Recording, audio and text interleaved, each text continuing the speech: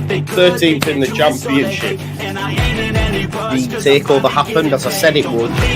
People will be, when have we got Leeds?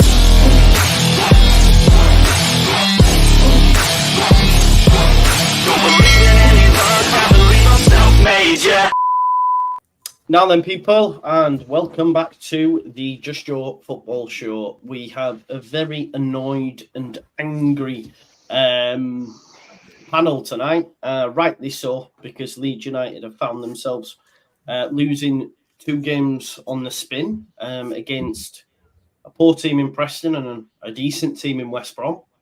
I think it's the first time we've lost back-to-back games away from home in the Championship since like 2018, something along those lines. It's not something we normally do. We've seen us bounce back after poor results. However, it looks to have gone stale. And the mad thing is, I've gone from saying, we'll batter Preston to now being worried about facing Wayne Rooney's Birmingham in a couple of days' time. And that's the facts of it. It's the same errors, that are being made. Now, I think, Farke hasn't got all the tools he needs. I think he's crying out for a left back. He's crying out for a 10. These issues. But what we keep playing, Pirro, who for me, when he isn't scoring, offers absolutely nothing. Andrea and Lockie did say he doesn't fit the system. I know it's easy with hindsight to say that, but these lads say it before the season started, and it's bearing fruit. I think the substitution tactics of let's just play free at the back and throw strikers on is not a tactic for me. Me and Joe were just talking off air. He hit the nail on the head and said it's worked once, Joe, and that was against Norwich. And it's true. It's true. Outside of that, it has not worked at all. I don't know what we do, Joe. I'm going to come over to you, mate. Yeah, it's not looking good, is it? I think automatic's gone. Not to be a drama queen here, but they've lost 3 games in 23 matches. Ipswich, we would now need them to lose 3 minimum between now and the end of the season, and we would have to win every single game between now and the end of the season for us to get that 3 games flip. Okay, so we have to go unbeaten, and they have to lose the same amount of games they've lost today, which could happen. It could very easily happen. We could do it. But we make life very, very difficult for ourselves. Now you've got a 4-point gap between us and Southampton in third now. 6 as well. 6 points. So that's coming out of nowhere. So now you're 4. West Brom are 3 behind us. 3 points behind you. Yeah, breathing down your neck. So now it's a case of hang on again and hang on to the playoffs at this point and hope to get the playoffs. It's very early to be saying all that. I get that and I know that. But we've talked an awful lot this year. I've taken some flack on this channel for a bit of it, not from necessarily you, Joe, but from the comments. Because when we have won games, I've said, I don't like that bit there. That's contagious. The whole lack of tempo, dropping off. I'd be worried about that. And I got called a drama queen because we were winning games. And then it's there again and it's there again. And now all of a sudden, in the last 6 matches, we've lost 3 games. We've drawn 1. And that performance, though, that drop in tempo, drop in, just general attitude, everything done quickly, everyone on it, everyone movement off the ball, players not walking around, all of that.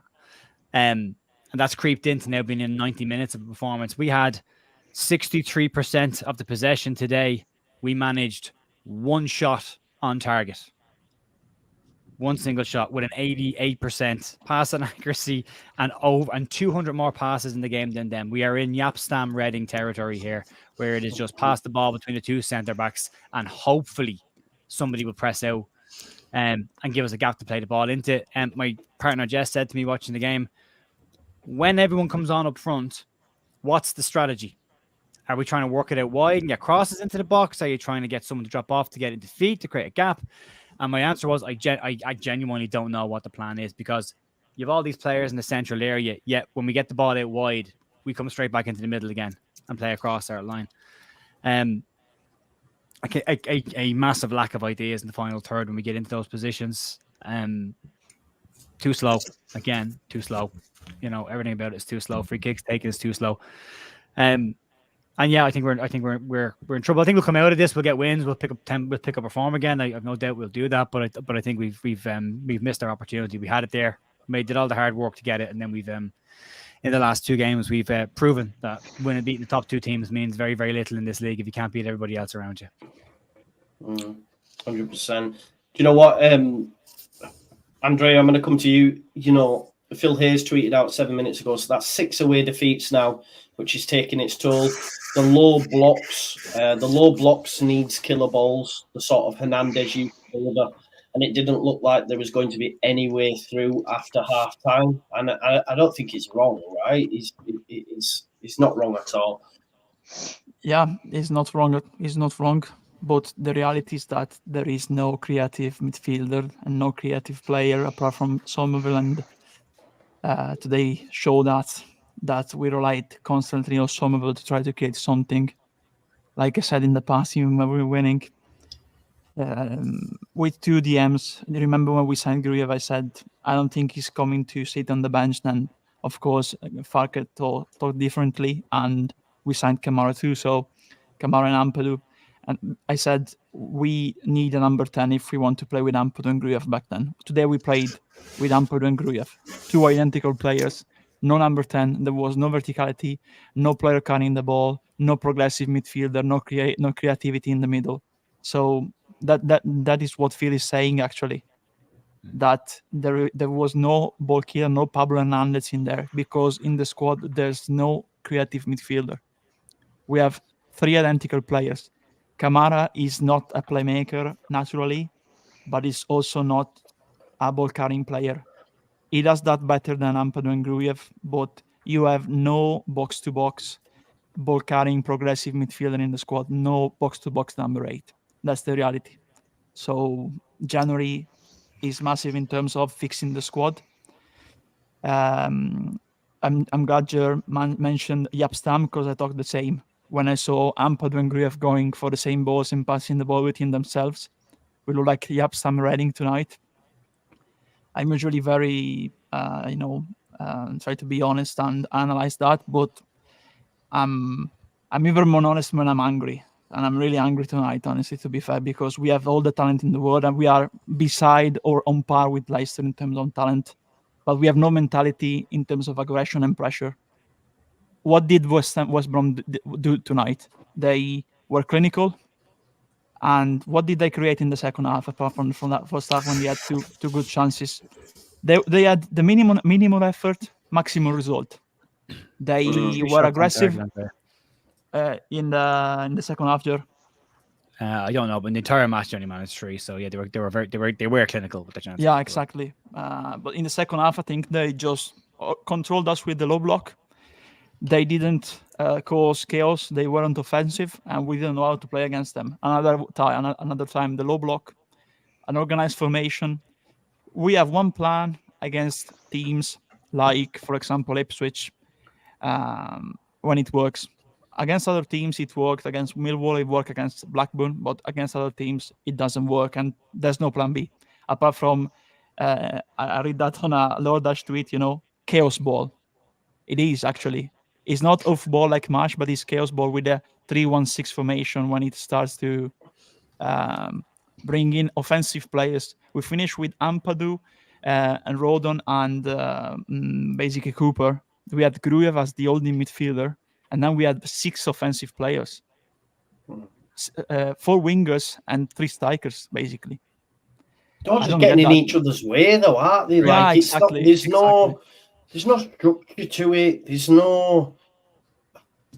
just no cohesiveness to that. I think the frustrating thing for me, Evie, tonight as well is that resignation. I could feel myself at last 25 minutes going, oh no, there's a big chance we're staying in this division again. Genuinely, this is the first time it's really entered. I was convinced, and I know people are saying, oh, maybe you've been dramatic, consecutive defeats and all that sort of stuff. But tonight, I think we're sort of we're going to be fighting for the playoffs, and it's just it's halfway through, and I'm already thinking, can't wait till May so we can play in playoffs. Do you know what I mean, Evie?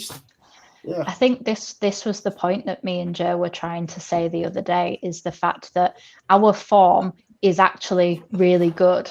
Even if you include tonight, I know it doesn't seem like it right now, and we're all very, very annoyed, but in a normal season, we would be fine. In a normal season, we would still be top 2, if not 3rd, at probably the lowest. But this is not a normal season. It's like saying, I went on holiday to Spain last year. I'm going on holiday to Greenland this year. Shall I pack the exact same clothes? No. Like, you have to pack for different occasions. And at this moment in time, I am struggling to have the confidence with Farke's low block tactics. Now, that could be his tactics or it could be the personnel, but either way, something has to change. And the problem is I have a feeling that Farke is going to do the exact same thing that he did after the Stoke game, which is not make any changes again, because he's made 5 changes. Yes, 2 of them were forced, but 3 of them he did himself. And those exact same players didn't play for him today. Nonto, I just don't know what he did today. I think the problem is when he gets fouled, if he doesn't get the decision, he then goes up to the referee. And the problem is, you are not in the Premier League. You are not going to get those decisions. You're not going to get anything. Once a decision has been made, once a flag's been raised, that's it. It's done. Get over it, move on, continue playing. And he doesn't. He throws his dummy out and we lose more balls by him having tantrums. The same with Somerville. And did anybody else notice Somerville was being booed after he went down? Now, I don't know whether that was us or whether that was West Brom, but either way, right. Well, that's I'm glad that it wasn't us that was booing him for staying down. But when you actually looked at the replay, now I don't know whether I'm just being in a really crappy mood and just being cynical, but for me, there wasn't anything in that. And like because at first I was obviously doing what we all do and screaming at the TV because he was holding his ankle and had stayed down, and I was swearing and I was calling the ref all sorts of things, cursing his family and everything. And the thing is actually, you look back, it was a tap. I'm sorry. I know it was on his ankle, and I know it's not protected by any form of actual, shoe or shin pad or anything like that. So I understand on impact it probably hurt. But did it hurt for 2 minutes to stay down? Yeah. If we'd have conceded then, would that have, you put Bamford in that position, we're going mad at him. Somerville has a lot of credit in the bank. I understand that.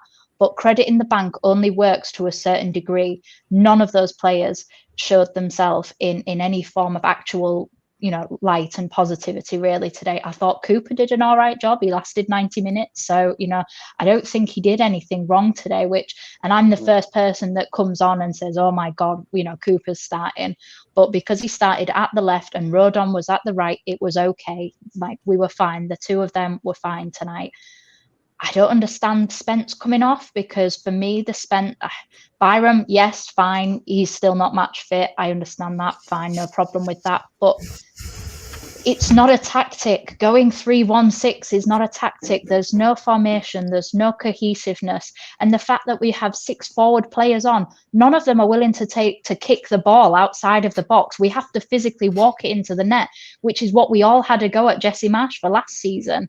And if this was Jesse Marsh doing those tactics in the Championship now, we would all be calling for his head. I am not calling for Daniel Farke's head, because he is one of the shining lights of the summer. He had so much crap to deal with. So I still think he is okay. But if January comes and goes and we don't get the players in that he says that he needs, if the 49ers don't back him one way or another, he might not even last the season. And the other night I came in and said he had job security for at least this season, but we can't watch that every week. Why are we losing to these teams? We do have an impressive, probably 14 players in our squad that are top-notch players. But I said in the chat earlier, we don't have game changers. The only game changer we've had this season was Dan James at Millwall, when he came on in about the 60th minute and he was involved in the 2 goals. We don't have any game changers. We have good players, but they are not game changers. That's that. I'm not saying we don't have good players on the bench. I'm saying we don't have game changers, and that game needed a game changer. Yeah, what I would say, I hear what you're saying. I think we do have the personnel. My opinion is we do have the personnel. We do have game changers within the squad. Now, whether or not the manager's using them effectively enough. Well, off the bench, Anthony should be a game changer. Nonto should He played well. He played well today. Yeah, Rutter is a game changer. All these players for me in this division are far and away. Just one sec. Are far and away game changers. I definitely think they are. I think it's about changing the style as well. It's about not just putting the same player on for the same player. It's about putting players on that change the shape of it a little bit. I think you look at the bench and you look at the changes that he makes. It's like for like. It's winger for winger. It's striker for striker. This is the point. And it's not, it doesn't change how we play. But if we're being totally honest, right? If we think about Nonto, for example. Nonto was an Italian international, regardless of what we can rewrite history now and say he's rubbish or whatever. But any other team in this division, even clubs in the lower end of the Premier League, would love to have him. When he comes off the bench, nothing really happens. So for me, he is a game changer. Now, I would personally say that's down to Farke and the tactics that we're bringing him on to that's not allowing him to show his capabilities. That's just my opinion, though. I may be wrong. Lockie, you've sat there quietly. Yes. I know you're very much level-headed. You take your time. You remain objective. This is what I know of you. Like, where are you now? Right, I'll try and be without swearing. I'll be fine. Fire on his jumper. He's fuming. I think the desperate need for, and everyone's saying it, a creative player is crying out. A central creative player. It's fine being a creative winger, right? That's a completely different story to creative player. A progressive player. We need a progressive midfielder. It's the reason he brings these subs on, and then we try and just play everything out wide because we don't have anything in the middle. When we went there, we played, what was it, 3 or 4 on the back line constantly, trying to play balls in the box endlessly, just balls crosses. That's all we've got. We've not got a creative player who can play through. We're all out wide. That's the personnel we have. We don't have someone that can come on in that middle. Like, remember we used to bring Pablo on and we just knew he'd create something in there. We just knew it. Samuel Saiz, we knew he'd do something. We don't have that on the bench. We have brilliant wingers that can affect the game. But in a game where you need something different, we don't have that. We can't adapt to that. So that's why everything is out wide. That's why we try and overload out wide. And there's nothing in the middle. And then you've got poor Jorginho Rutter in the middle who's trying to do everything. And he's got 16 West Brom men on him. So you can't do it about it. Like, it's frustrating to watch because we do have excellent players, but we need a balance of creativity throughout the team. And this is, and I genuinely really like Gray. I thought he was good today, but the difference is he didn't have the personnel around him to be effective in his position. What he was meant to do, he did well. He kept the ball moving. He played the right passes. His pass details very good. He passed it, hard, fast. It's good. Defensively, it was decent. The balls at the top were good. The balls at the top very good blocks as well. Some good blocks. But he doesn't have that progressive midfielder next to him. And produce the same, similar to Gruev, similar profiles. It doesn't work. You need that. And Pirro isn't a creative 10. Yeah, he can hit up all. He can score goals. He's done that in his career. He's not a creative player. It's the difference between having a good shot and be able to score and being a creative player. Completely different. Same with Dan James. Dan can finish moves off, but he's not a creative player. And none of these are creative players in the middle. They're all wingers. Same with Cree. People saying put Cree in the 10. He's not a 10. He's a winger. That's where he's creative. The discipline, and it's a totally different game in there because you have to defend as well. And it's about receiving the ball deeper and driving through the middle. We never do it. It's always out wide. And that's the biggest issue for me in terms of personnel. And yeah, that's crying out for a player. And I just want to talk about mentality as well. And there's a little story about, when I do analysis for the UCFB second team, my university, we played the first team last year. Unbelievable talented footballers in that first team, much better than ours. Some play semi-professional, some play abroad. Yeah, unbelievable players. But we beat them over 90 minutes. Why? Why is that? We're not better players. They're not more talented. Their coaches are more qualified. They train more a week. They take it more seriously. They've got more technology. Why did we beat them? And this is it. It's the mentality. It's all right being talented, but when a team comes to defend and not play football, then what? Because when you're playing teams at your level, Ipswich, Leicester, they play football against you. Yeah. Some teams don't want to do that, and I've been on the side that doesn't want to do that. And you can see these unbelievable players, and they can't break you down. They get annoyed, frustrated, and they can't react to it. And then you build in confidence, and every tackle becomes a cheer. Every block becomes a cheer. Every time you create a chance, the crowd gets behind you. And you can see those talented players shrink. And this is the mentality we need in this side, a team that has that. And we don't have the personnel. We have unbelievable talent. We don't have the personnel. Lucky, there's a saying that goes with what you've just talked about there, and I used to use it in dressing rooms. Hard work beats talent when talent doesn't work hard. Absolutely. Yeah, the best team in the world, but if the other team's going to out tackle you, out kick you, out organize you, do the dirty stuff of the game that people don't get credit for doing, it's part of football. Oh, I mean, Yeah. I always say this: like a good defensive performance is still a good thing to watch if that's for your team. But we have to find a way, though, you know. And I agree with everything Lockie said there. I have seen it tons of times where you come up against an opposition, you're like, you can't get our game going against these, but you've got to find a way. That's why you're paid big money. That's why the managers sign the contracts. You know, they're the ones that can do this when it gets tough. It's fine when it's going well. It's fine when there's loads of space to play in, but when it's getting dirty and you can't get your own game going and the opposition won't let you play. I've heard so much over the last couple of weeks. They didn't let us play a game. They didn't let us play our game. We don't have an entitlement to play our own game. We've got to work to play our own game. You look at 90% of the dressing rooms around the world, you'll walk in and a manager will say the same thing. Earn the right to play football. Get out there and earn the right. Put tackles in. Win the ball. Scare your opponents. We got kicked off the park in the first 10 minutes. Again, we got bullied off the ball. Again, we had players rolling around the ground. Everything Evie said, you've got to be able to do that part of the game well, because when it's not going well for you, when you're not playing good football, when you can't get your game going, if you can rely on the other stuff to get you through it, you'll grind out results. You'll get. Our problem right now isn't that we're losing games. Sorry, is that we're losing games. It's not that we're not winning games. Our problem is that we're not drawing these games. Losses should be draws and draws should be wins. And unfortunately, we're losing far too many because we can't seem to break down any kind of a block. Max did a video on Leeds lately about this, and he's 100% on the money with it. It's not just a low block. It's any form of a block. Leeds just don't seem to be able to get through organized formation, You've got, Mark, the only point as well, sorry, Joe, is if it's not Farke's tactics, then Leeds cannot have a quiet January. Absolutely. Yeah. Because then it is the players, one or the other. And I just people in the comments saying Corbyn out tactic 5. He didn't have to. No, he did. It's a simple plan to beat Leeds, and teams are doing it every week, and it's working really well. Yeah. How to beat Leeds? Copy, paste. Yeah. Copy. Yeah, I think I just want to say, like it's not even a case of packing out the box, because we've seen teams like Huddersfield try and do that. Watford try and do it and be absolutely rubbish at it. But if you have players that are willing to do it with a certain set structure, you know, not just putting players in positions, it's not as easy as that. But like you say, if you've got a team that are willing to defend and throw everything at it, then we just don't have the answer for it. And I think tonight, the first goal is crucial. And the mad thing is, because Leeds are up there in terms of scoring goals from losing positions, so we do score from behind. But against these type of teams, you know, away from home, if they score, oh man, it's curtains. Like, it's getting to that sort of territory, and it's not where we need to be or where we expected to be. I think for me, this is a real slap in the face. People say, I told you so, and that's fair enough, because I would do it to them.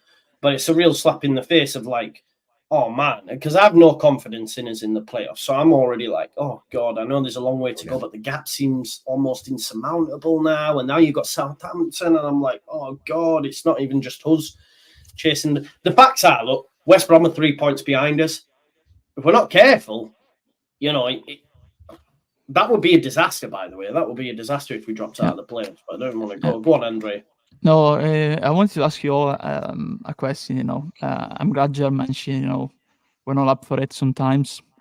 And another thing I will try to touch on this is that, you know, these are sold out crowds. You know, we're like everyone's cup final in certain cases, and there's a lot of people saying, "Oh, look at the celebrations. Look at in other games where we lost." You know, but the reality is that we're not used to play against those kind of crowds, and we're not up for the fight. We don't have the mentality to counter those sold out crowds. You know, when the other team shows more aggression and pressure, and we're not up for it. Look at the game at Sunderland. Look at the game at Stoke. It wasn't even a sold out crowd at Stoke, but look at those teams wants to play against Leeds, and they show their passion and aggression to try to beat Leeds, because they want to beat Leeds, because they know Leeds is a big team. It's a big win for them. And they play like it's a final, some mid-table and lower table teams, you know. But we're not up for it. We're not being up for it away. And the question I want to ask you: Can I just jump on before you ask your question, because it's quite funny. Sorry. As you're speaking, Corbrand's just said in his post-match to the press, He told his squad in pre-season that a strong mentality was the most important factor in the championship Absolutely. because there are no easy games. Easy game. And isn't that interesting that he's saying that? Yeah. Absolutely, but we look at the typical 11 of Farke. You know, Meslier. Let's say Meslier, Spence, Rodon, Strauch, and let's say Boylan, for example, or Spencer Gray. You look Kamara, Ampadu, Pirro, Somerville, James, and of course Rutter. We said that we're missing a Pablo, but where's a Berardi in this team? Where's a leader? Where's a fighter in this team? That's the difference. That's the difference. There's no like a Pontus, even a Pontus. Like even a Pontus. Yeah. Even what I didn't like in the first half is that we were complaining a lot with the referee, and they were absolutely battering us physically in terms of fouls and that. But the referee was allowing that. Yeah, then you have to answer that. You have to counter in physicality if the ref is allowing it. Not complain with the referee. We are too soft sometimes in terms of physicality and aggression, and that's it. You know, talent. And I'm glad the lads and Loki said that talent. We have loads of talent.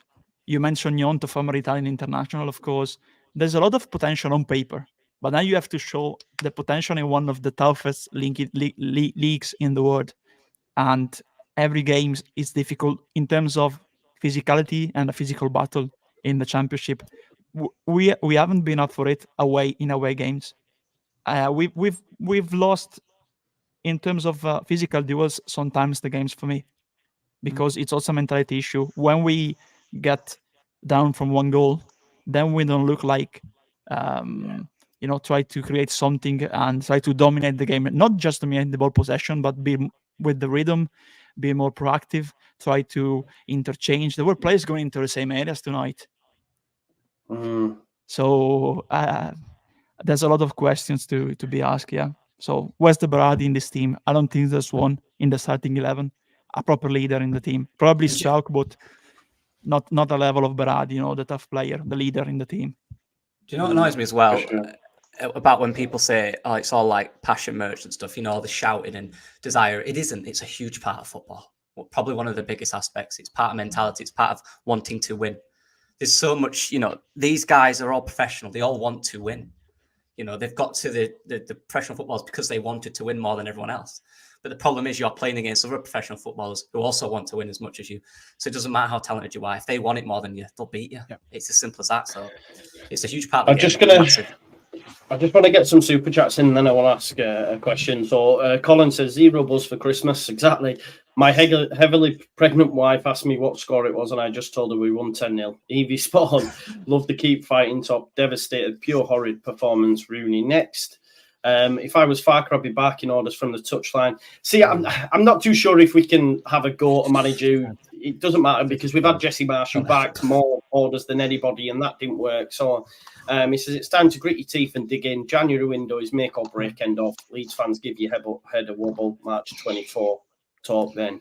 Farke says Andy says Farke doesn't know how to beat a low block, and we don't have a leader on the pitch, which I think a lot of that's been covered. Can we talk about the conundrum that is Pirro? Because he is fucking non-existent. He is. We're playing with 10 men at times. I get he scores every now and again, but at the minute, like, what are we doing? Like, what does he do? I don't know what his purpose in this side is, because and do you know what the worst thing is? He's not even finishing the chances when they drop to him now, where you're thinking, oh, it's Pirro, oh, he's fluffed it, oh, it's come off the defender, and it's like, oh god. So even when he gets them chances, like a few times tonight, he was picked out, and nothing happened. So I don't know. Yeah, there's a Man United fan saying this is crazy. Talk to me. Come on. Who wants to start? I don't. Does he need dropping? Will he drop him? Does he drop him? Will he need? I want him to be dropped. He needs to be dropped for Kamara or Joseph. The other time against Sunderland, he played 90 minutes. It's madness for me. It's not a 10 clearly, and the feeling is after Farke faced the press and said, "I know how to build strikers." Pirro will play in the 10 and Roto will play in the 9. Nobody ever asked questions about that change again. that the argument was put to sleep. And I've been saying this, and also a lot of us have been saying this. He's not the 10. He's not the 10. He works as a 10, but against teams playing like Ipswich, against low blocks, he's non-existent. Okay, sometimes he scores but look at his goals are only all in the box basically. As a number 9, all in the box. I don't want to be saying we told you so, because me and Lucky, when we signed him, he was amongst the potential options in as the strikers, but as a number 9. And the first thing we said in the scouting report was, he's not the typical number 9 for Farke. And we suggested other players ahead of him, because he's not clearly the typical number 9. And imagine if he's not the typical number 9, imagine if he plays in the 10. The 10 has always been the most crucial position in a Farke system. Look at his Norwich squad. He had Vrancic, he had Stiepermann, he had Buendia, and now he has Pirro, number 9. So that's the main difference for me. And I'm okay with that, right? If he didn't make such a big deal of him being okay as a 10. Yeah. Right? He said, we never speak about this again. I know my business. Now, at the end of it, there's still tons of time left for us to go on a crazy run and Pirro to get a bag load of goals. I don't think he should be dropped. I think he should be played as a 9. That's the problem. Stop. You've got one of the best goal scorers in this division. Take out Guy Koresh last season, and it's him. He's your top goal scorer in this division for the last couple of years, outside of the odd occasion, but he's always been in and around the top 3. You're playing him as a 10, where he's not being effective. Yes, he has scored goals, but as somebody else made the point, I think it was Square Ball that said it. Yeah, he chips in with goals, but when the game is won, it seems to be when it's going well, then there's a goal. And I was like, I haven't checked all the stats on that, but I'm thinking that's not what we need. You need to have square pegs in square holes, and we have been limping on for years and years. We keep saying about Leeds, we don't have a left back, or we don't have a 10, or we don't have a centre midfielder, we don't have a right back. We have somebody else playing in there, but it's Robin Koch playing as the 6, or Jed Spence playing left back, or Archie Gray playing right back. We've always had this problem. They won't go out and sort the problem. The issue here is, if Daniel Farke has a system in place, there are 2 things that you can do. You buy players to suit the system that you are building. Okay? And if that's what he's done here, Pirro doesn't fit it. Absolutely. Or you play a system to the strengths of the players that you have, in which case you wouldn't play Joe Pirro as a number 10. You would play Joe Pirro as a number 9. Jorginho Rutta's best moments this season, everyone has said it, everyone has seen it, are coming from when he's in a deeper position on the park. Play him as your number 10. You don't have to drop anybody here. Just stop being so stubborn and sticking with a system and flip it. It takes one half of football. Start the next game and have a look at it. See how it can't be any worse than it is. I just don't understand the stubbornness there. So if it's not the personnel, right, then it's him. And if it's not him, it's the personnel. It's one or the other. And again, if you go to what they've said, we can't have a quiet January then, because there's problems there. There's gaps in the squad, and you need a busy January to fix this. If these players aren't good enough to play the way he wants to play to win more games, then he's got to replace those players, which means a lot of replacements. Yeah. Let me just bring in some comments here from Farke. They're just dripping through now. So he says, when you lose a game, you have to allow each and every criticism. For me, it was a tight game. They have 12 clean sheets. They had 11 before tonight, but they do. That's fair. So it's difficult to create chances against them, but the ruthlessness in the opponent's box was missing. The last 2 or 3% was missing in the opponent's box. This is why we lost the game. When you bring just defensive-minded players on the pitch, obviously you lose a bit the structure in the game, but it's one price you have to pay when you want to change something. In the second half, Cal Darlow could have put his shirt back in the cupboard. But what we're making a point of, they're saying like, oh, well, because we didn't have to defend, like, that's a good thing. I disagree with that statement. It's like saying... It's the woe is us. Is it back to the woe is us, or they just wouldn't let us play? What he's saying there is they wouldn't let us play. Find a way, mate. You're the manager. We gave Jesse Mark daggers last year for saying they're too scared. They're too scared. And someone shouted at him, that's your job. This is Daniel Farke's job. If he says that they can't be clinical in that area, that's your job, pal. You have them all week. You've had plenty of time to work on this. You've got players that they spent a lot of money on in a short space of time. A lot of clubs at the top end of the championship would have killed to have bought Joe Pirro. Yeah. You've got him. Yeah, Use and- it properly. The last quote Andrea, is mental. The last quote Yeah, is mental. like, He could for have gone me- home to his captor like Harry Potter, for example, under the stairs. You know, yeah. it's It's all you good need to score, saying- not defend. You know. Yeah, exactly. Yeah, so it's like him saying, well, they didn't have any chances, so therefore I did it right. But it's like, to be honest, Carlos Corberán probably didn't want any chances because he was happy to defend. He brought on Chalobah, he brought on Kyle Bartley, he took off Wallace, who's an outlet for them, as we've seen, because he created the fucking goal. So let's not pretend just because they didn't have any attacks that's a good thing, Daniel. It's not. You know, throwing attacking. I disagree. That's a silly statement for me personally. Even if you have thing a is- force. Well, Joe, there's attack Six and players. defense. You've got to do both. And they did defense tonight. It's still a part of football. It's not anti-football. It's not against football. It's part of the game. Yeah. Six offensive players, attacking players, and the ball went wide every time with six Just did offensive this attacking for players. 30 minutes. It just went left to Yeah, right, tennis- to left tennis to right, ball. to left to right. Absolutely. Sorry. To be fair, we've won 30% of our away games. Like, how is that promotion form? It's not. It's No, not it's even not. playoff form. It's not. You have to grind out. You have to be dirty. And I'm not saying the other day when I said about the fact that we need some grizzled players in and that we don't have those, people took it literally as if I was being jealous of other teams having players like Miller. But I wasn't. What I was saying is the characteristics from that player is what we are missing. We are missing a Wallace type player, somebody who he was dirty in the last game, he was dirty in this game. I swore at him last game, I swore at him today, and I said to my husband, he is who we are missing.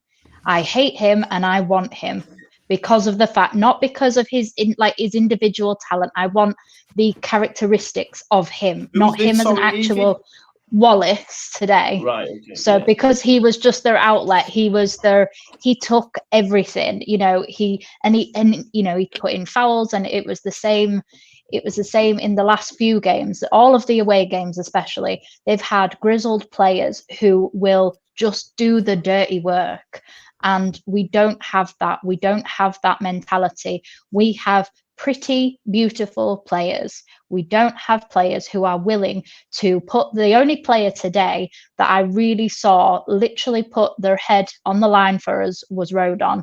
He got beaten up black and blue by people's shoulders, heads, everything. But we just don't have that. We have very good, talented players, but we don't have a player who is a championship player. We have players who are playing above this level. In their heads, they're above this level. But the problem is you can only get above this level by winning this level, and we're not there yet. And we just have a mentality issue, and it's not the talent that's going to kill us. It's not even the refs, and the refs are shocking, but it's not the refs' fault. It's not the manager's fault. It's a mentality issue, and that partially, I suppose you could say, that's a managerial thing of the fact of, JT said it the other day, is he as a manager, he's supposed to get these players hyped up, and at the moment, for me, the players are believing their own hype, and it's a dangerous attitude to have, in my opinion, because we're not there yet, and to have only won 30% of all away games, how can anybody argue the point that we are there? Because you play 50% at home and 50% away, and we haven't won. This would be different had we have won every single home game, but we haven't. We've dropped points at home, and everybody's saying that, we were going to come out fighting in this game. Well, we didn't against Coventry, and we won, and we lost against Sunderland. So that's back-to-back, losses where we haven't then made an impact the following game. So for me, we're on a trajectory like this, and this is why January is so important. It is so crucial. We need, for me, I know, Andrea, you said you'd have taken Gruev off, and once I'd heard your opinion, I agreed with it, but at first I would have kept Gruev on and taken Ampadu off and had Kamara on instead, just because Kamara offers that little bit more flair going forward. And I think Gruev needs minutes, because if Ampadu does go for, gets an injury or suspension or anything, we have to have had players have minutes in their legs. Yeah. Like we just can't say, well, you don't change a winning team, because this team has won, one game in the last four now. Do you know what as well? Like Yeah. Farke's come out now, Andrea, and said to the press, it wasn't a poor performance, but the lack of brutality. But the lack of brutality and ruthlessness to get shots away has proved costly. You've got to create openings to get the shots away. We don't create openings. There were He's no in shots. denial, Like two shots in the entire game. You won on target. There was no gaps created for shots. There wasn't a lack of brutality in our getting shots away. There was no space to get shots away. We didn't create any opportunities to get shots away. And how many? Say, oh, go on. Yeah, no, go Lucky. I was just I've really spoken quick. enough. Don't worry. I was just going to say, how many games have we watched from teams above us or around us that score goals from like 35 yards out? Saw one today, Alcaraz for who's it? Saints. How many players have we got that do that? We have no one take a free kick yet. We got two players standing over every single free kick, looking like David Beckham, and then they all hit the bottom of the wall every single time. Whether it's a creative pass, a drive, or a shot, we have nothing around that area that is a threat. That's why we have to go back out wide. We're missing that key player in there. It's frustrating me every week. So, sorry, I just want to say as well. Yeah. Andrea, sorry, I'll let you go after this. He's just said, I was very critical after the Preston game internally. We could blame the red card, but I got the feeling we were in an offensive moment, a bit lazy. Not today. We put a real shift in. Just the cutting edge wasn't there. I disagree totally, completely. Another thing I will say, Farke is a smart man. He's intelligent. So is he saying those things to protect the players, to try to back the players? But the players are not backing him clearly on the pitch, because the system against those teams is not working, and the players all need to do more. Of course, again, in those kind of situation and games, and it just seems that we carry the ball, we keep the ball. Sorry, not carry. We pass the ball. We try to break from the wings. We try to create something with crosses from the wingers, and try to get Pirro or Rotor at the end of those, or Bamford. But there was no tactic in the second half. Let's be honest. So he knows that, Farke. Is he saying those things to protect the players, to try to back the players? I don't know, honestly. It makes me think about that thing. And the other thing about what Evie said, I agree. I think you either play Ampadu or you either play Grujev. You can play both at the same time. I would have played Ampadu, honestly, because he has more ball carrying, and Grujev, he had some good long balls. Because we only could have played with long balls. We didn't have the ball carrying. There was a huge gap between the strikers, the attackers, and Ampadu and Grujev. So the only way to get the ball forward was either get the ball to Gnonto, get him back, or Somerville, or just kick the ball with a long ball towards the strikers. And Grujev, he played some long balls, but he is really, really, really slow. Also on the defense, if you look at that, Ampadu is more good in tracking back the players. It's better in tracking back the players than Grujev, because Grujev is very, very slow in terms of decision making too. It takes a lot of seconds before doing that pass. But I get the notion and that, and I agree with what you said in terms of the tactical adjustment. Yeah, Grujev is an out-and-out 6. He is a stereotypical number 6. He's fast over 4 or 5 yards, not over longer spaces, can cover ground quite well, looks to link balls very simply. You can't have two of them. Grujev was brought in as the backup for Ampadu, not to play beside him. Dynamic doesn't work with two out-and-out holding midfielders. Ash has actually just shared a graphic from Norwich with Emi Buendia and without Emi Buendia. And under Farke with Buendia, Norwich's win percentage when Buendia played was 49%. When Buendia didn't play, it was 7%. And the heading on it was Buendia that carried that team, not Farke. It's 96 games played with Buendia, 47 wins, 15 games played without him, 1 win. Lost more as well. And the points per game was 0.7 without him and 1.7 with him. So there's a very heavy reliance on a single player to be the catalyst for an entire side. And as we keep saying, he was their number 10. We don't have that. We're desperately missing that catalyst. So, we waited too long. Maybe we weren't so smart to, pull the plug on Amiri and not go back in. Maybe we should have eaten a bit of humble pie and brought him in later in the window. Leeds clearly thought they needed number 10. You had Matty O'Reilly as well being mentioned. Leeds clearly thought they needed a 10 at that point. they went without one in the end, and I think maybe it's what's costing us at the moment. As well, Farke, sorry. go on. No, go on, Evie. A worrying kind of thing as well with our away form is in the last 3 games, we've only managed 7 shots on target in 3 games. Like that's really not good, really poor, and it's becoming a pattern. These shots are steadily decreasing. Can someone in the chat maybe, or if anyone's able to look at it, just check what the stats are for the likes of Southampton, Leicester and Ipswich in the last 3 games? I bet it's a lot more than 7, that's for sure. Farke's mentioned on his subs, when plan A is not working, it's not like to accept the loss. You want to change it and try something different. Accepts that his team hasn't shown consistency away from home. I wouldn't label our performance poor today. We played a good team. I'd like to see more shots on goal, but this is the Championship. Small details make a difference. Farke on his subs, we go.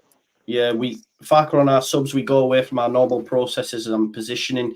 We want to create chaos for the opponents.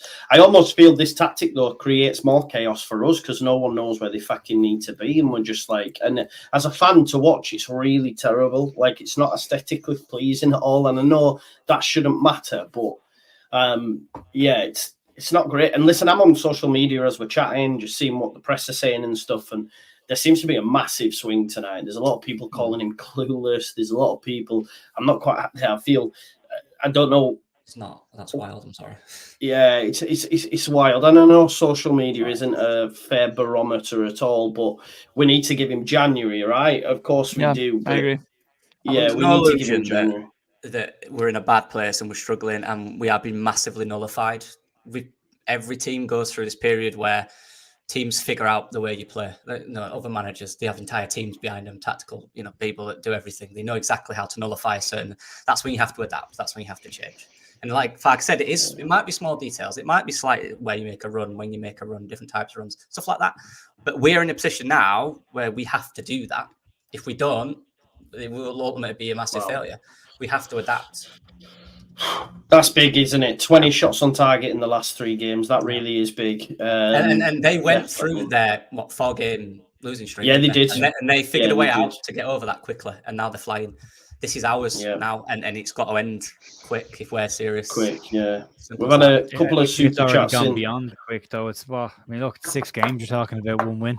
Yeah, that's what it's got to end now. I think the frustrating thing for me is like.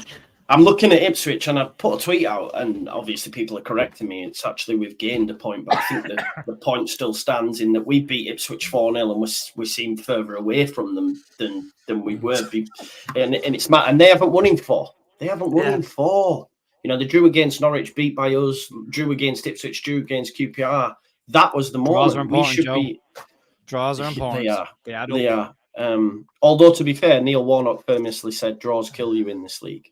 So yeah. Suze does say pick up 1 point or pick up no points. That was another thing. No, I agree. I agree. No, that was something about the Preston game as well, about managing the actual game. Like when you got back to 1-1 against Preston, you got a couple of minutes left and you've got 10 players. Manage that game better. Manage that game out. Don't go bombing forward every bait. A point is not a bad point, all the time. Take the point, get out of dodge. Yeah, let me just get some super chats in. Sue says the players having their heads turned. I don't think it's that, Sue. I would hope not anyway. And we've already seen the club deal with it in the right ways. They just bin people off and put them in the, train with the resis or on your own. Andy Mack says we are miles off at the minute. The balance of the team is all wrong. If we don't score early on, we go to pieces. Total lack of leaders on the pitch. Here's one for you. Lockie, I'll come to you. I thought in the first 10, 15 minutes, I thought the balance looked pretty well. I liked the fact that Spence was on the right, and we did seem to be switching it out there a lot more than I've seen in previous games. Spence playing right wing, and I did think for the initial period we were balanced, but then we allowed West Brom into the game. And that's I slightly disagree with the sentiment that Farke's not sending them out prepared. I don't think that's true. I think in the last few games, actually, I think the first 15 minutes have probably been our best period, and I think we've been quite good. It's after that when it seems to be on them to how they adapt in the game as mentality as a football. You have to adapt to situations that happen, and they don't. And and we don't deal with those situations. It's simple as that. It's mentality. We were talking about in the chat one, Dre, weren't we? It's huge in this team. Yeah. We've got a good mentality now at the start. That was the issue, wasn't it, early on the season? Starting games was slow. We've got that. Now it's Well, what about after that initial period when teams adapt? We don't. And that's something that has to change quick between the manager and the players. That's on both to understand why that happens and how you change that. Because otherwise teams are just going to keep doing it. And like Carlos Corberan said about strong mentality, and there's a formula to beat us now. There's a formula, and it's not even if you're a team, with good defensive players who can sit in a low block and attack effectively and well and put good crosses in the box, you'll beat us. They have found our kryptonite. Yeah, every and team, have no to matter how change bad quick. they are in any level, every single team will get a 5-10 minute spell against an opposition. No matter how the game is going, you will get 5 or 10 minutes. If you can keep your bib clean for the time leading up to that, and then take your chances when you get to 1 or 2, you'll win the game. It's just being incredibly organized and having players that are disciplined to come out. And you don't have to talk players in the championship up to being disciplined against Leeds United. They're expecting a tough game. So if you say to them, this is the system, we stick with it and we win the game, every single player is sticking to that system. So it is very formulaic. It is very easy to see what's going on. And the fact, I'd love to know, Joe, how far back in the final words do we have to go before when we started mentioning this low block's a problem? Because I think it was way back. I think it's quite. I think it was after all. Maybe Chef Wednesday. Chef Wednesday was the first one. If we were saying that, then you're damn sure the analyst teams are on to all of the teams saying just do this against them. And actually, it's a shame, not a shame, maybe an indictment against the Leicester and the Ipswich scouting teams that they thought they could go head to head in a match with Leeds when all they should have done was park the bus and wait for a minute, you know. That's what I'm telling them. There's no point. You don't need to. Yeah, I just want to run through some. I just want to run through some. Someone's just sent me this side before self, and I feel like we are battering him a little bit, but it is what it is. That's what we're here for, right? Criticising performances, we're not battering them. Yes, yeah. So Cardiff at home. This is going to make Jer and Evie feel really good about themselves. Cardiff at home, Birmingham away, West Brom at home, Sheffield Wednesday at home, Hull away, Stoke away, Rotherham away, Sunderland away, Coventry at home, Preston away, West Brom away. 11 games, total points 6. Yeah, there you go. If there's ever something that shows what it's like to play United, Preston played the game of their lives the other day and beat us. They've just lost to Sheffield Wednesday. 11 games, 6 points, not great. That's really bad. That's really, what's the other point total, Joe? What's the points total that we would have picked up had we won those games? Oh, God.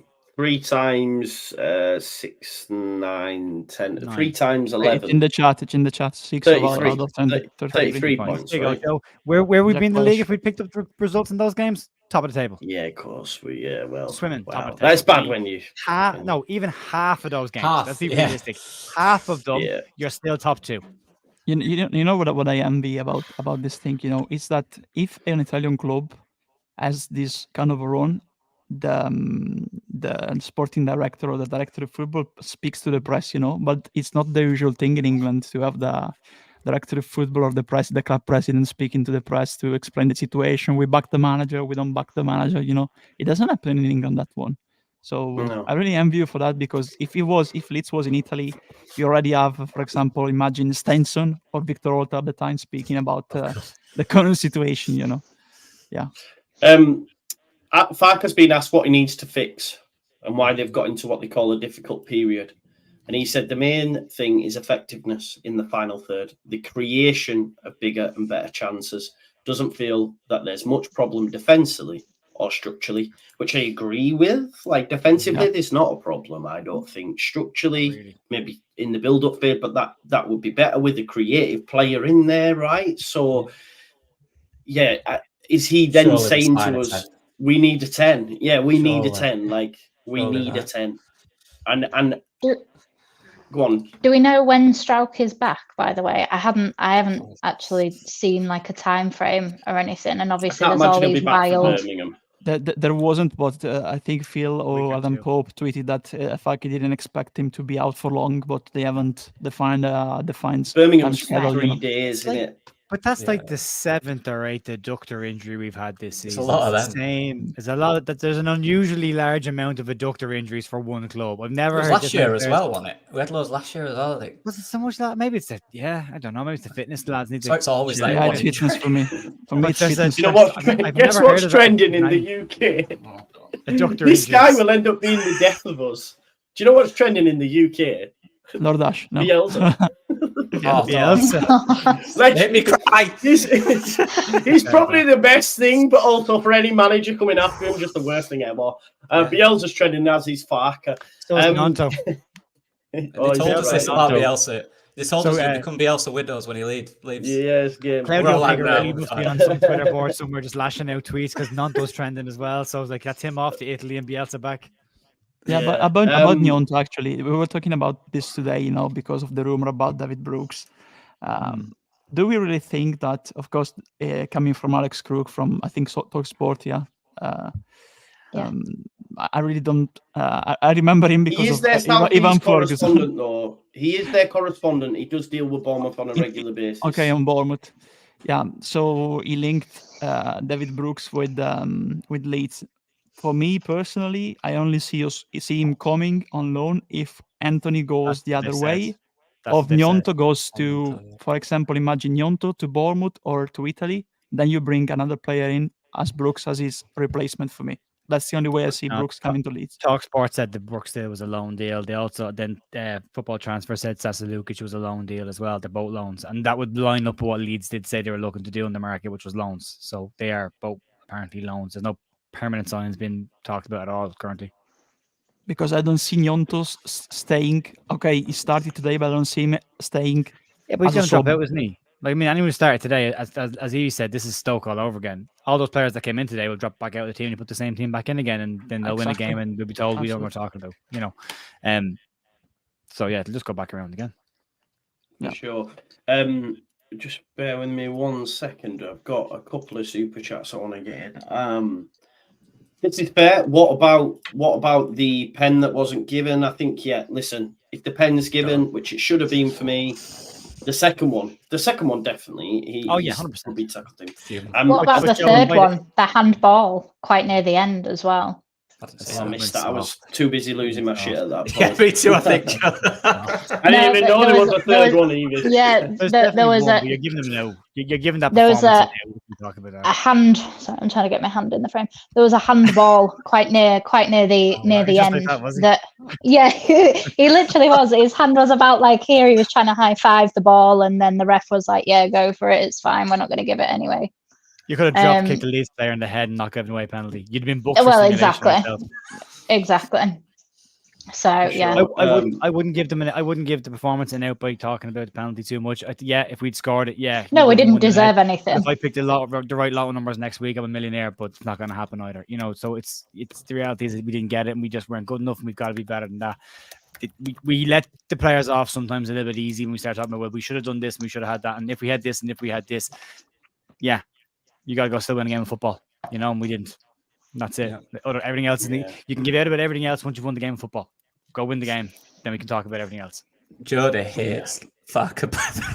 Yeah, he does. He's not a fan. Every 5 seconds. I think he's changed his name to "You Know Who You Are" because I. Well, do you know what? I want to mention too. Azam Madaza was in the chat with Dak again.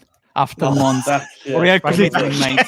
I appreciate you very much. Let's bring Bradley back. He came on against us. He came on against us in Sunderland game. I thought he was going to score in that game just because of that. I was like, I'm probably definitely going to score in this game.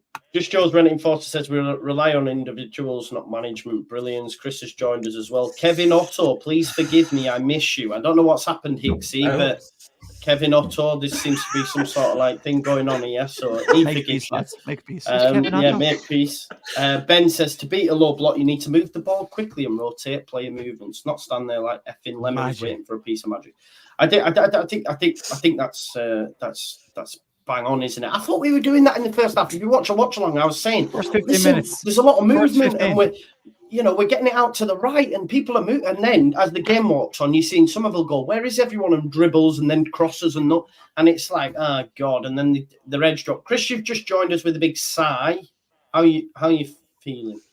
Crap, wasn't it?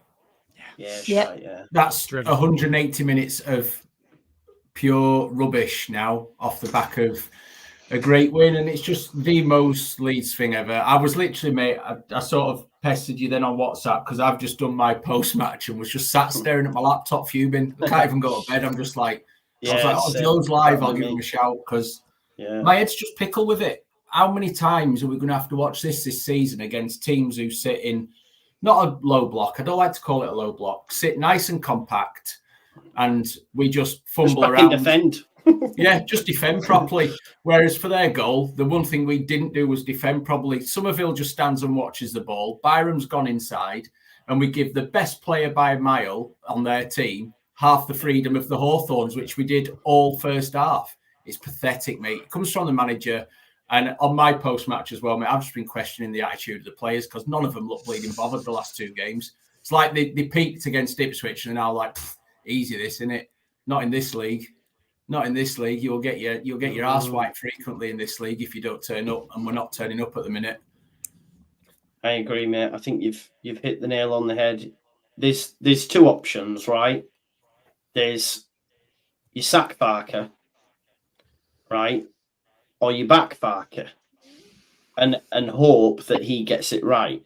Like, where do you think it goes? I don't think he'll get sacked. And I'm not sitting here now saying he needs to get sacked. I think he deserves January after the summer that he had.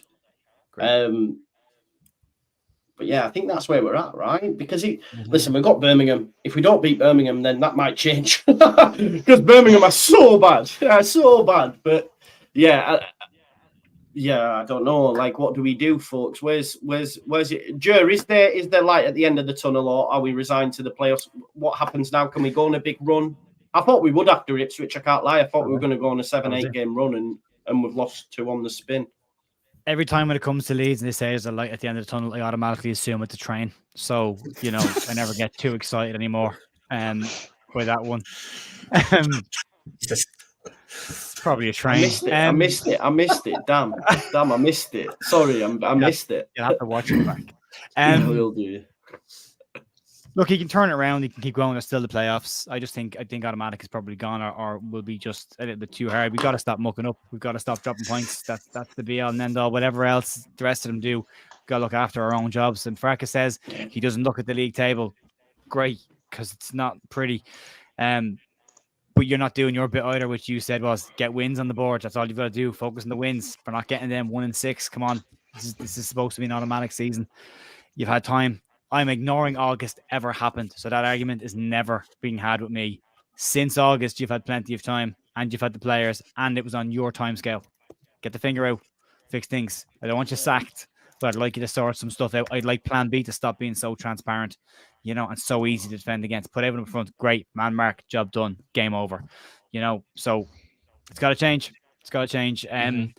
I think it'd be a panic. Look in August. We all talked about the possibility of being a 2 season before we got up, and it was mentioned then. Like, would you keep him for a second season? You're like, yeah, probably.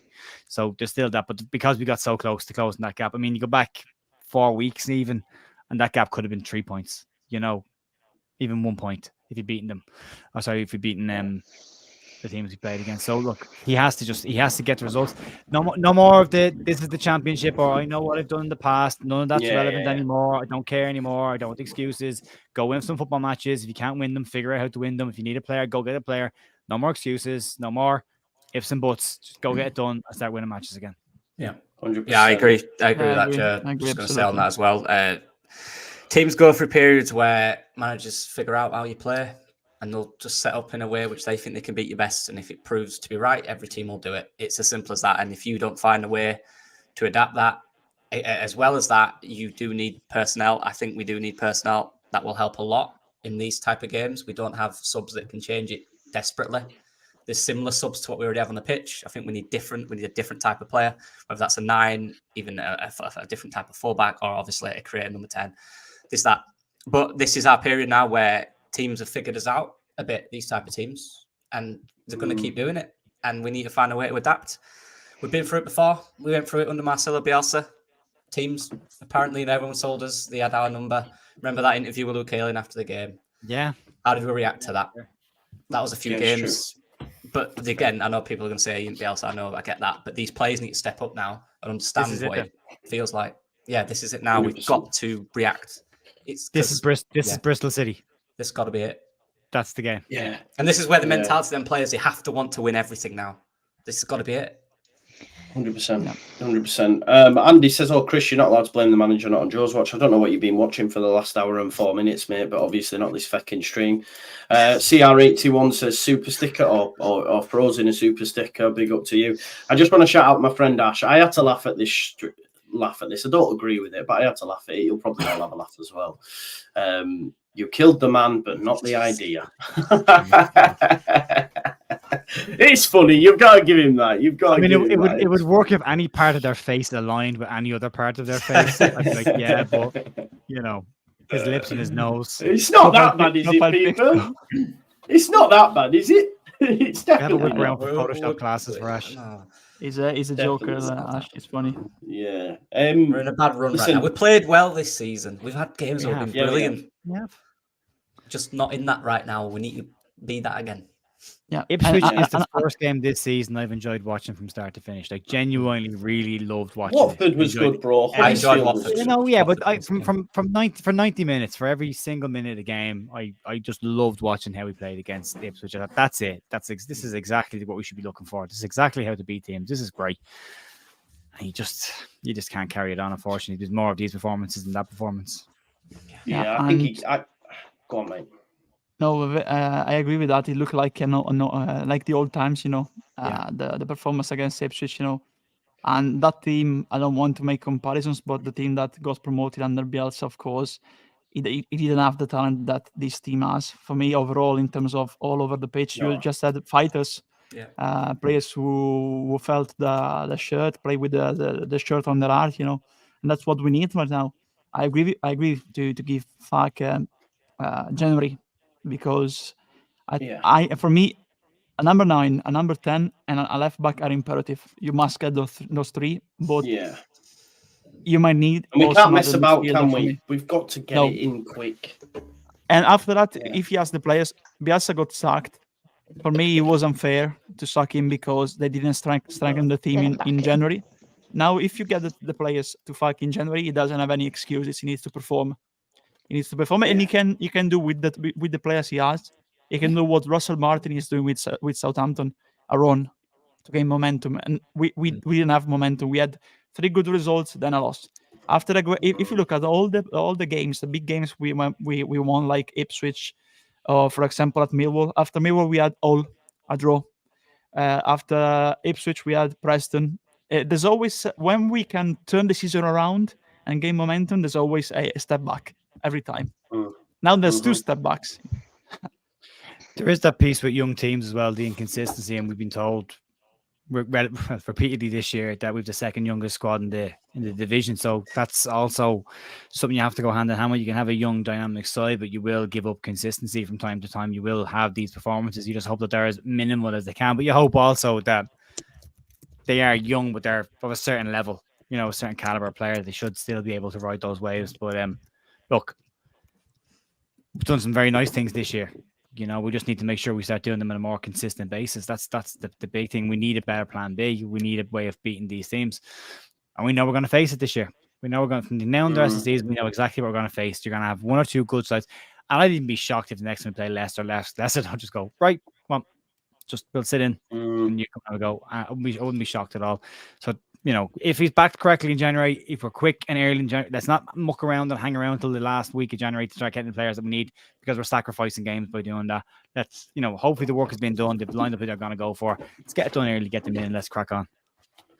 Yeah, I think for me, looking at January, we've got Birmingham at home, Peterborough in the Cup, Cardiff away, Preston at home, and Norwich at home. I want maximum points. We shouldn't be losing a game of football in that month. We should not lose a game of football. Look, at the end of the day, the squad of players, the personnel in that 11 is more than good enough to be doing what showing up what's happening here. Someone said to me earlier about Bielsa and that. Listen, Bielsa, like was mentioned, did not have the quality of these players. If Bielsa did, we'd already be top. Well, I don't think we'd lose a fucking game of football. Do you know what I mean? Because of course we would, but you know what I'm saying. Like the quality that he had compared to this is just not comparable. Maybe the Championship's moved on from Farke ball. I don't know. It's just not working, is it? And listening to normal season. Go on, The Chris. thing is, mate, right? I know, like, yes, I completely agree. Not only do we need players in and early, and I agree with the positions that people have said as well, 100%. That tonight was screaming for a proper number 10 to do something a bit different on the ball. But if we can't fix the mentality of these players, then it doesn't matter what we do. And tonight, they stood off players, they looked devoid of ideas, and they looked bored and uninterested. And it's the one thing I want to accept from any player who pulls a shirt on from this for this football club. It's been pathetic the last 2 games. Where's the anger when things aren't going right? Where's the leader on the pitch grabbing someone by the scruff of the neck and saying, do better, do better? Because that tonight was just 11 blokes wandering around the pitch. What is Gerald Pirro bringing to the game? He's a big lad. I've never seen a bloke back out of as many challenges in all my life. If you can't play number 10, don't play him number 10. Put someone else in there who will put a foot in, but then can then do something with the ball when they're on it. He had a chance early doors, scuffed it again. Do you know, he's not even proving to be that absolute out-and-out goal scorer that we thought we might be getting. So if he's not doing it, drop him. I don't care how much he cost. Put Matteo Joseph in there at the very least. Will throw his weight around and shove a foot in. Bloody shit shady up front, running around offside, throwing his arms around for 20 minutes at the end. I don't know what he's playing at and why he keeps getting brought on before Matteo Joseph. He's done. I'm sick of a lot of them, mate, and it's bad attitudes. And when you pull on that shirt, the first thing you should do is go out and say, I'm going to come off this pitch after however long it is I've played, absolutely knackered, will have given everything. And you know what? I don't think one of them walked off that pitch knackered tonight. It was pathetic, and I'm getting pretty bored of it. And it's on the manager to put one up them. If they're not going to go out and give it everything, find yourself on the bench, or even worse, find yourself sitting out the match day squad. Because, you know, I batter Luke Ayling and others for their technical ability at times. But the one thing you can't question about Luke Ayling is his attitude. He'll go throw himself about badly, more often than not nowadays, but he'll still do it. So, do you know what? Step up or do one, because, again, we're here again. It feels like swings and roundabouts with this football club. We're here again. Go and beat Ipswich and then just shove your heads up your own backsides. Yeah. I agree, Chris. And you look at West Brom tonight. Everyone we played in last. They look like they're more passionate about playing for their clubs than the players at Leeds United are. And that's not to say it's in there, but why is it not there? We need to see it because these other clubs are doing it.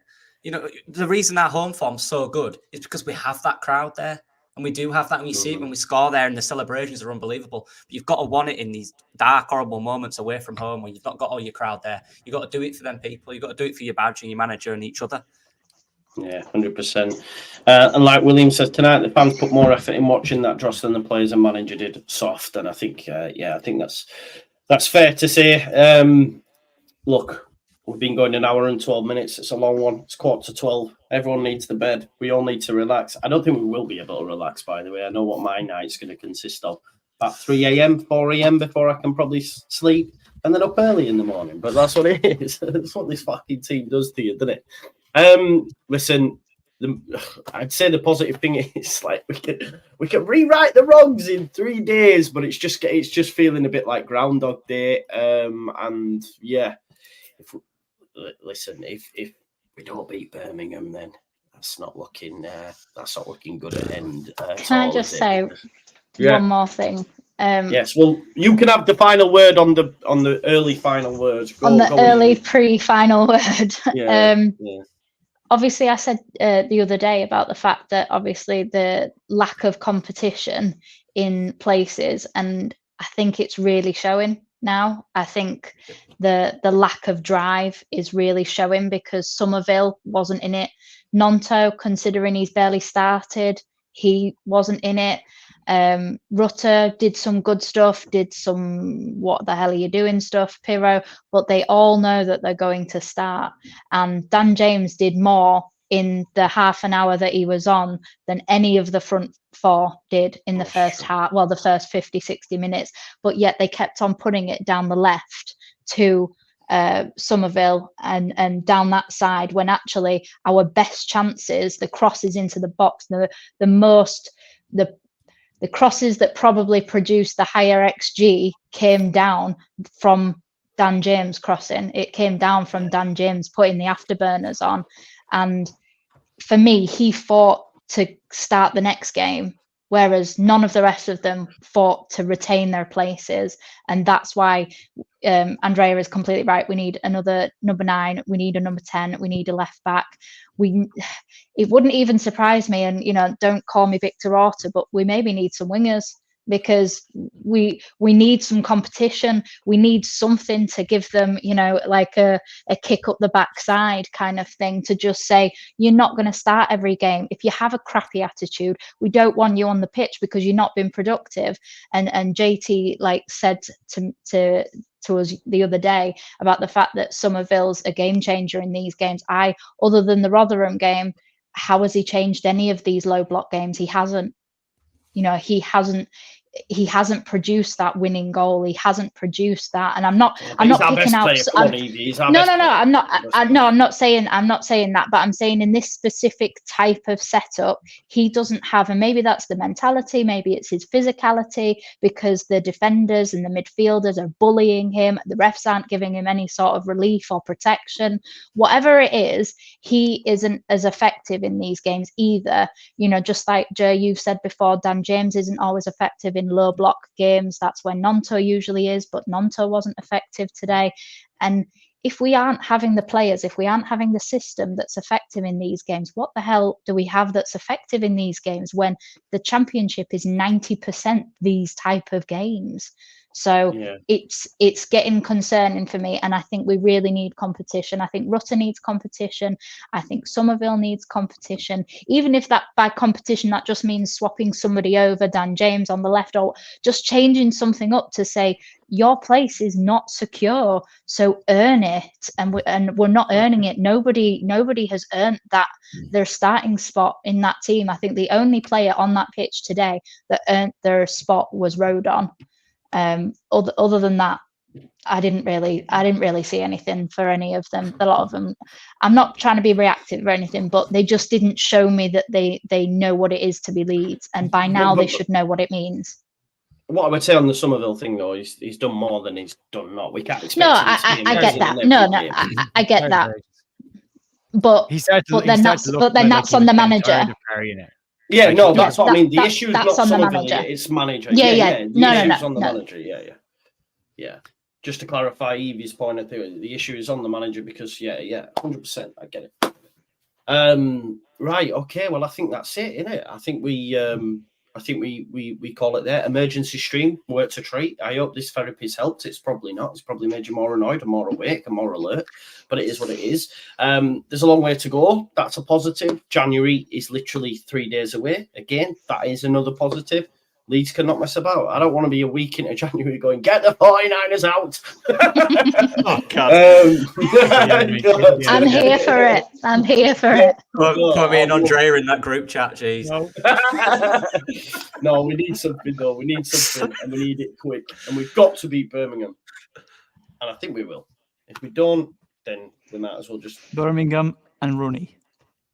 Birmingham and Rooney, to add that. He's about to get sacked, isn't he? So you know what's happening.